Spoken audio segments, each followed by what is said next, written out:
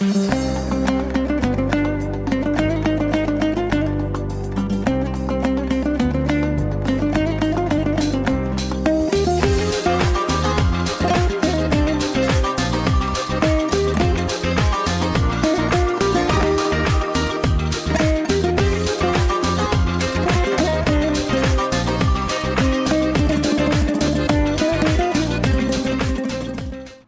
хуршеди тобон аз бароям давлат аст.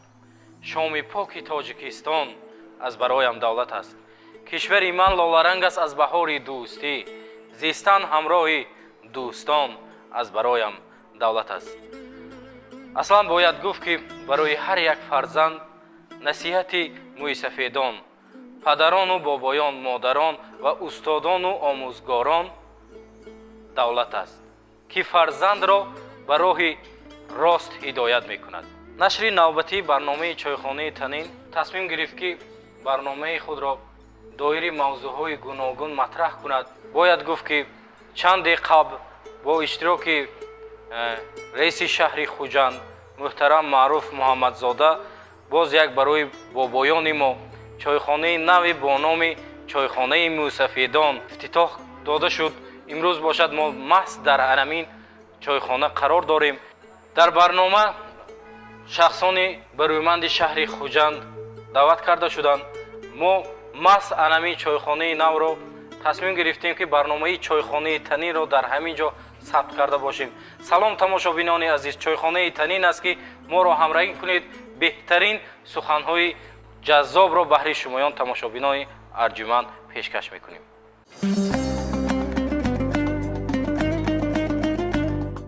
меҳмони барномаи мо аз ансамбли давлатии шашмақомхонони нури хуҷанд бародари азиз қадам ранҷа карданд. барои рангин гузаштани барномаи чойхонаи танин хуш омадед мегӯем.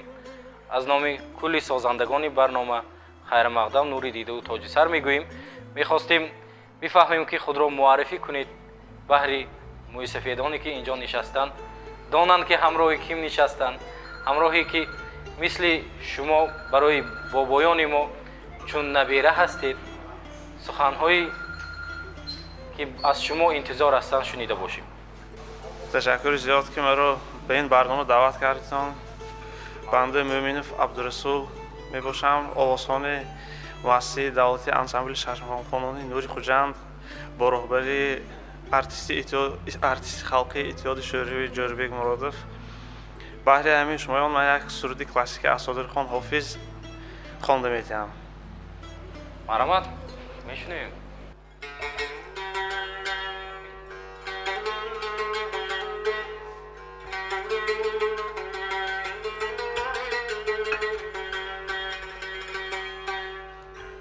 ای دلبری تند فیلی بیداد، از فیلی بدی تو داد و فریاد.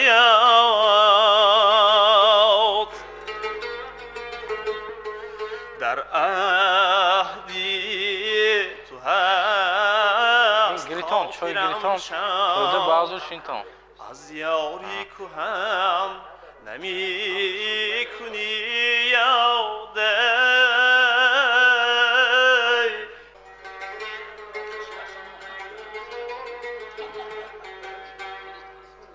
ای سری سومن بری قبا پوش کردی تو منی هزین فراموش.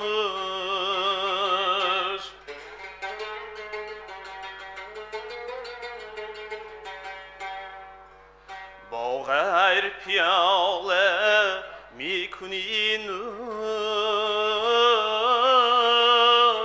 فریادی کسی نمیکنی گوش. پیشی کی کنیم از تو فریاد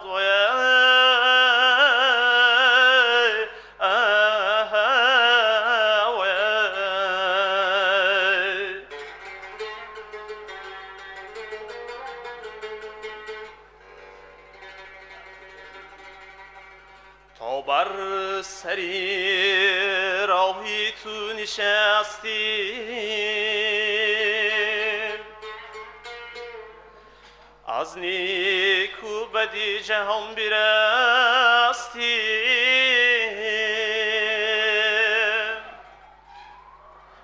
از جامی محبتی تو مستی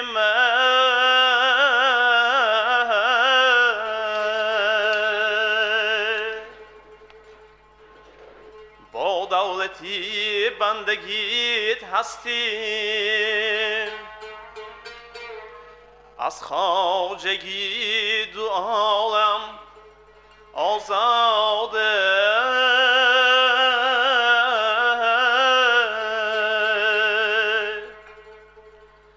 فراشی رهی شماست جامی همونی سو رهنماست جامی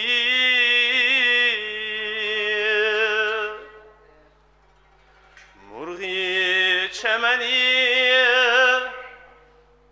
وفاست جامی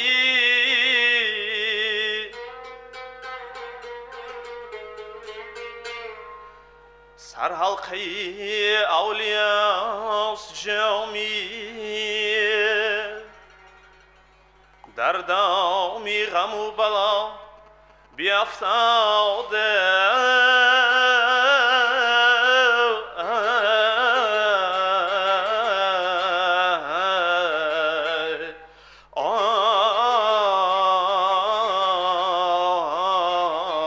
من ادا من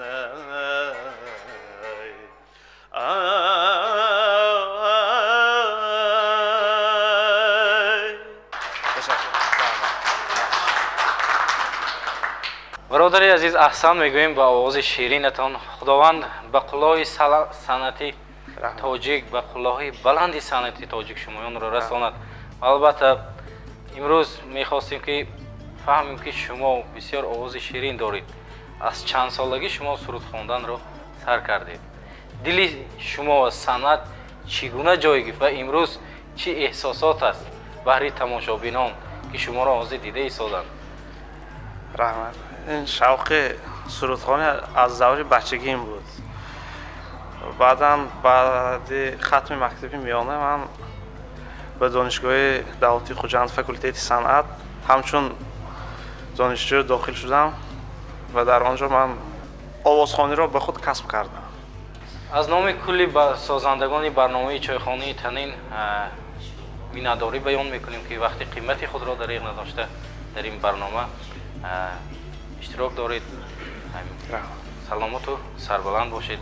همیشه در دل خود چه آرزوهای نیک داشته باشید. خداوند بزرگ جامعه عمل پوشاند مثل انمیم بابایان، مثل انمیم پدران، سین سال انمیم پدران به ما و شما جوانان هم خدا رساند.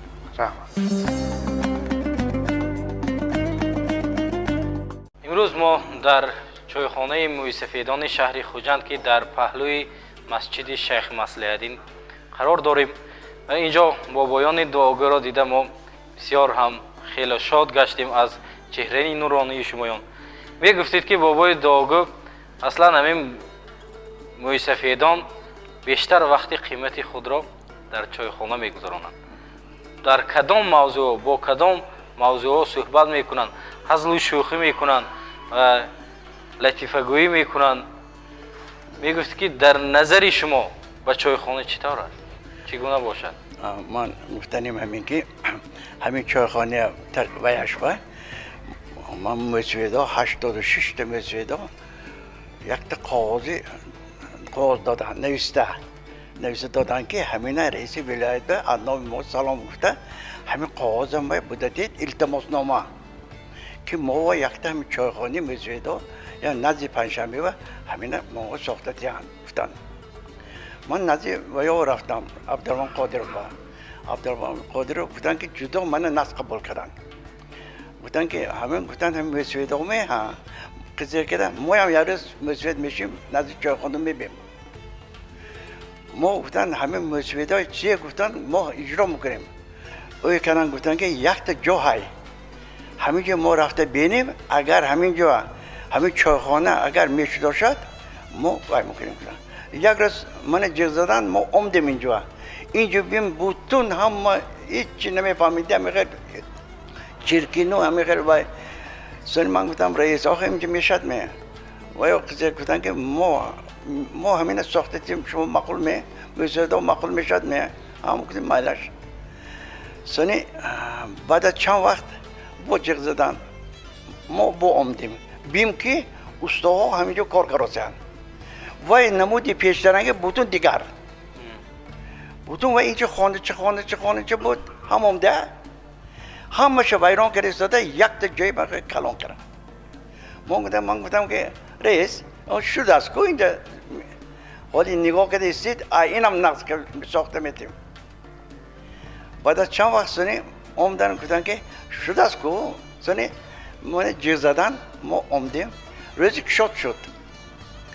که شد نگاه کنیم بوتون همه دیگر کرد کارا دیگر کرد همه انجام همش خرد آور دادن حالی گفتن که ما انجام بسیار خرد آور میتیم یعنی با تشبوسی رئیس شهر خوجند معروف محمدزاده انمی چایخانه موسفیدان به استفاده داده شد برای شما خیلی خوب همه جای من همیتا خوش کرده دادن کدام موسیقی که اومدن خرسان شده که اینجا هم همه خیلی میشده است که همه خیلی جای نظم میشده است که هم میانه پنجشنبه و چایخانه هم تو نمود به نقضش همینجا شد گفته بسیار منتداری کردن رئیس ولایت رئیس شهر با مسئولیت و همشون مقبول شد که یک خیلی مسئولیت میشینیم یک خیلی بچه ها میبیاد هر خیلی بچه ها میبیاد همون مسئولیت و همون بچه ها نصیحت میکنن هر نمودی نصیحت میکنن اپای پدرت شو اپای مادرت شو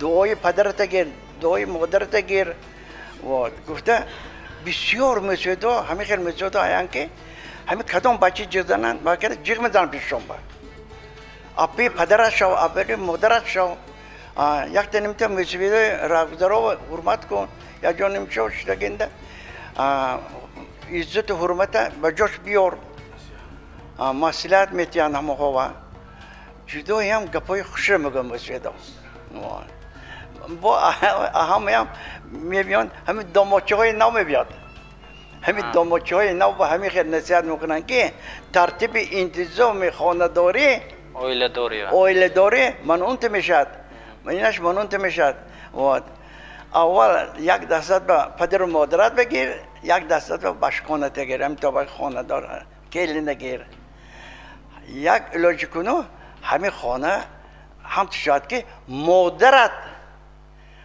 همون کلی نقض بینن همون مادرشون اگر کلی نقض بینن همه طرف کار نقض میشد گفته همه مسئولیت جامعه تعریف میکنن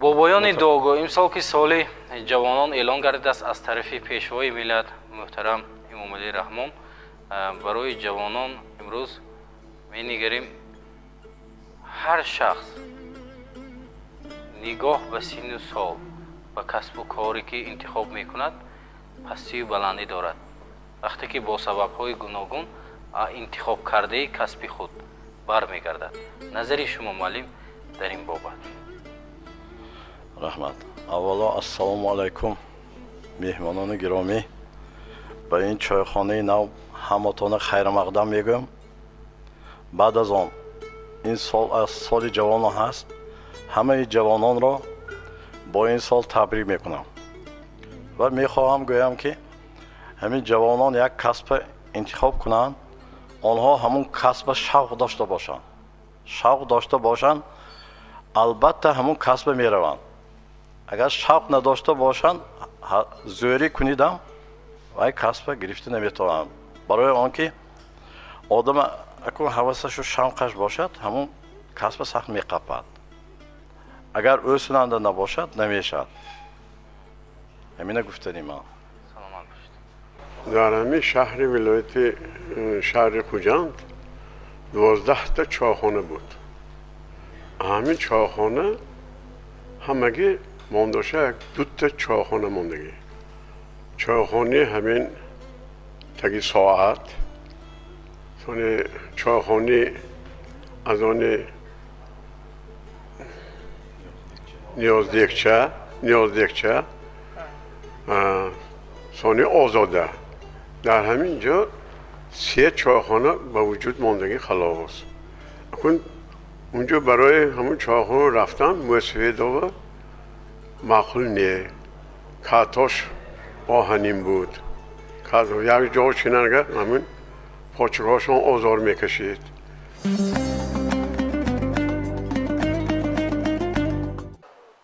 بابایان داغو امروز بحر شمایان ما یک حافظ نه 2 حافظ رو 2 سراینده محبوب رو خوش آواز رو دعوت کردیم بحر شمایان سروده های بهترین رو خوانند مومینوف عبدالرسول بودند ما از نزد این کس به نزد برادری عزیز بابا شریفوف میرویم تا که بحر موسیقیدان برنامه چایخانه تنین سروده های فورمی خود را پیشکش کرده باشید برادری عزیز. مرحمت.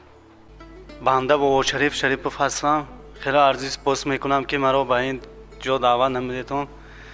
من بحری بابایان عزیز یک سرودی مادر میخونم از ایجادات استاد جوربک مرادوف.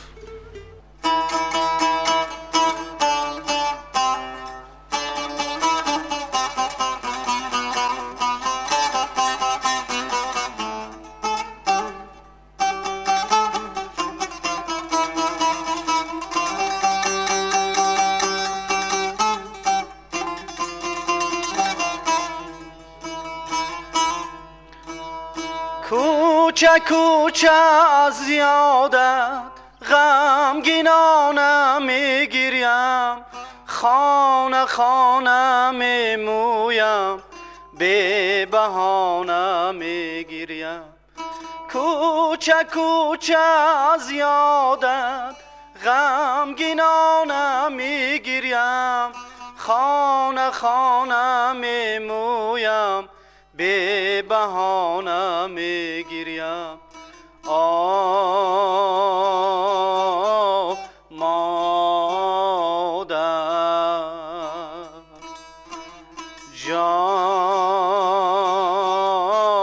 مادر ای مهاجری رفته ای مسافری قلبم به حضوری سبزی تو هر شبانه میگیریم به حضوری سبزی تو هر شبانه میگیریم کوچه از یادت غمگینانه میگیریم خانه میمویم به بهانه میگیریم مادر جان مادر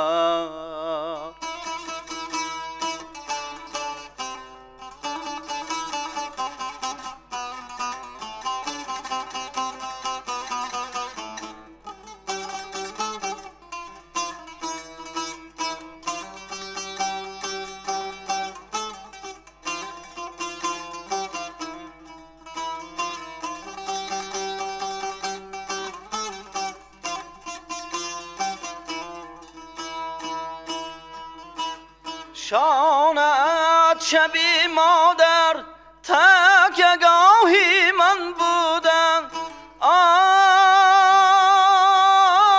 مادر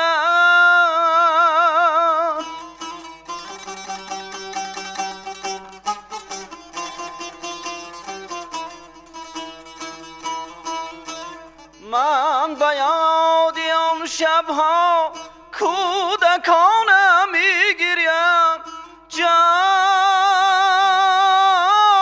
مادر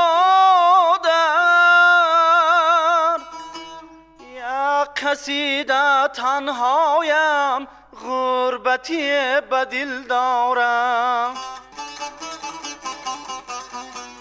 یا قصیده تنهایم غربتی به دل دارم چون کرانه باران بیکرانه میگیریم چون کرانه باران بیکرانه میگیریم کوچه کوچه از یادت غمگینانه میگیریم خانه خانه میمویم به بهانه میگیریم کوچه کوچه از یادت غمگینانه میگیریم خانه خانه میمویم به بهانه میگیریم آه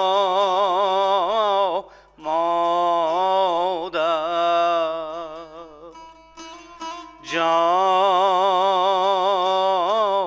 مادر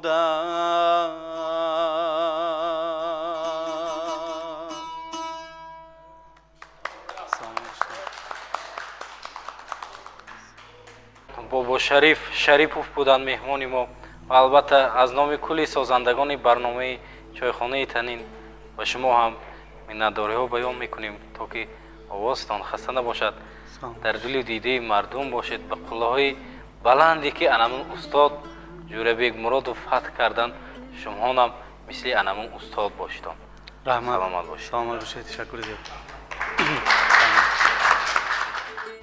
чунон ки мегӯянд карданд хизмати хуб аз баҳри халқи кишвар моем ҷонишини фардои мӯйсафедон. хушомадетон бобоёни азиз, лиҳо 100 сола шаветон бо мо омада ҳаминҷо суруд хонем. ташаккури зиёд.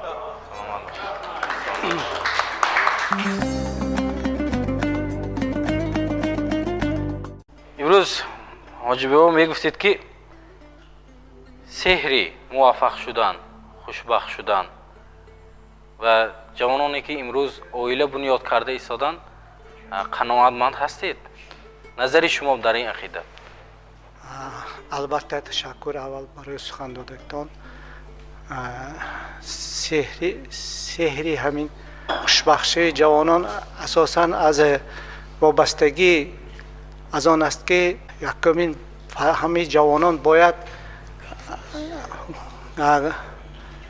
гапфаҳм бошанд, падару модарашона эҳтиром кунанд, падару модарашона гуфташона иҷро кунанд. албатта чунин падару модара дуош ин пешравӣ ба бахшшавии ояндаи ҳамаи ҷавонон аст.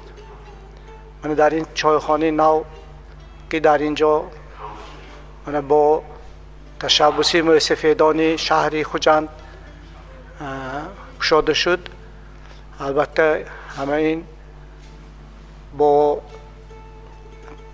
ташаббуси раиси шаҳр, раиси вилоят барои мӯйсафедон ҳамин қадар чойхонаи барҳаво озода кушода доданд. миннатдори ҳамаи мӯйсафедонро мерасонем. саломат бошедон бобоёни дуогӯ. албатта мегуфтед ки имрӯз хатнасур бо қарори ҳукумати ҷумҳурии тоҷикистон дар оила мегузарад. имрӯз хатнасурро пештар устоҳои махсус ба анҷом мерасонданд. имрӯз бинед табибон ба ӯҳда гирифтанд. назари шумо дар ин мавзӯъ? ин назари мо ҳозир раҳмат ҳамин табибон кишор шуданд барои хатнатои бачаҳо. хатнатои ва табибот ҷудо осон шудагӣ. пештар ҳамин як ҳафта баъди хатнатои хонаваршон ба зӯр мебаромданд. ҳозир хатнатои ҷудо осони нақш шуде ки табибо сразу ҳамон ҷои хатнатои каран баромда гира накарда чағза мебаронд. осон шудагӣ ба ҳамаи халқҳо. сони ҳамин раҳмат ҳамин омизо ҷалолу ва ё ки чандин вақт яшем барои мусфидо جا تیار میکنیم که حرکت کردن. این هم برای آینده رئیس شهر، رئیس ولایت، هم ما شما رحمتی کلان اعلام میکنیم از جانب مسیفیدا که آینده و آقایم کلان سال میشن و مسیفید بشن، همه خیلی عزت و آبرو دیده، همه خوش و خوشبختی کار گردم.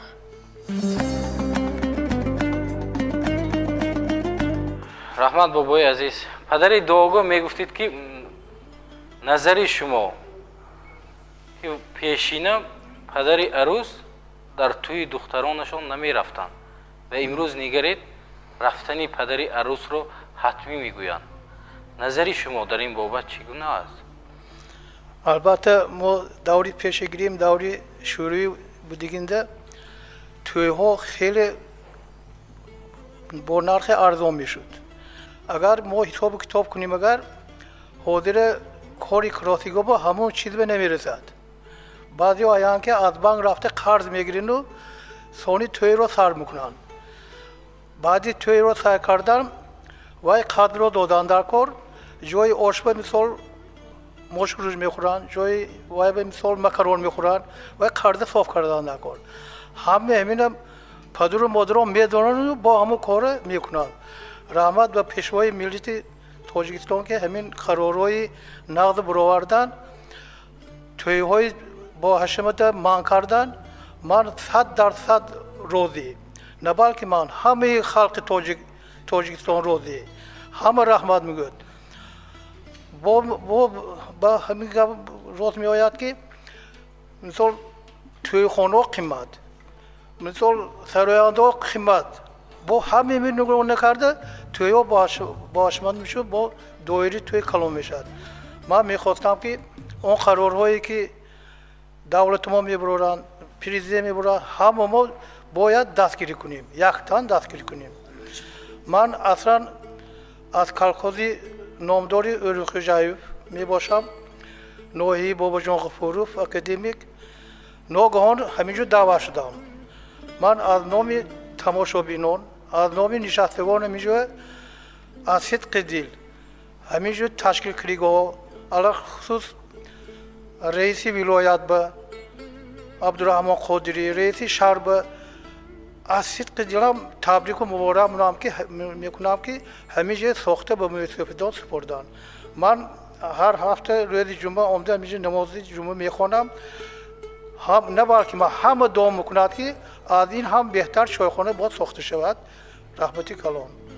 پیشتر 30 سال بیش 40 سال بیش پدر نمی رفت توی رویت داماد به شهر می داشت که من که دخترم شاورم دادم گفته هم با خودمون نشانتی هم میگفته نمی رفت، خانوم میشیشت حاضر باشد چی سبب که پدر میرد تبریکات با گل میگیرد، یک دسته گلی کنه، همین هم با بر وی بودجتی خانه یک دسته گل یک پولی از کلام میسد. همین هم اگر آدم وی کنه دیگر همین هم خرجی بر اضافه. اما خوب میشد که اکن همه دانسته خودش به موافق کار کند. من میخواستگاه اکن میرن می نمیرن می با خودی همه آدم وابسته ایم. سلامت باشید.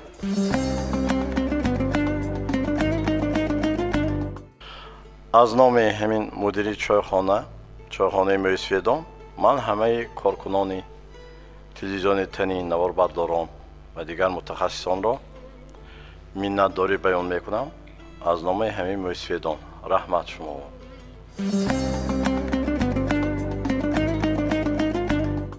یک روز افندی گوشنه و تشنه بالا خانه نشسته بودیم. یک گدای آمده درشانه تق میکند، میکوبند. افندی بالا میگن که سی گپ گوینگر بایا میگن که گدای میگه که یه بار پایم بفرایید میگوید.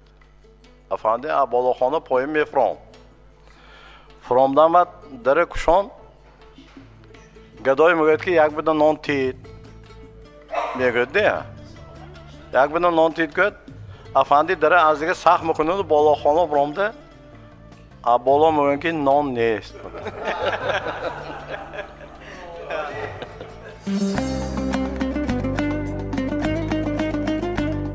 ما میخواستیم با بایان داغو همراه شمایان ساعتها روزها سخن کرده باشیم، سخنهای بهترین شمایان را گرفته باشیم، اما وقتی جدا کرده برنامه ما به انجام رسیده ایستاده است. بنابراین برای تماشابینان عزیز گفتنی هستیم که کسانی که سخنهای خود را، فکر و عقیده های خود را بهر چایخانه تنین گفتنی دارند، مرمت تلفن ما آزاد است که در آینه نیلگون شما قرار دارد. می توانید در روزهای کاری زنگ زده فکر و عقیده های خود را بگویید. و امروز راوی برنامه چایخانه تنین یعقوب جان سنگینوف هستم. با برنامه های دیگری تلویزیونی تنین بمانید. خیر تا بازدید.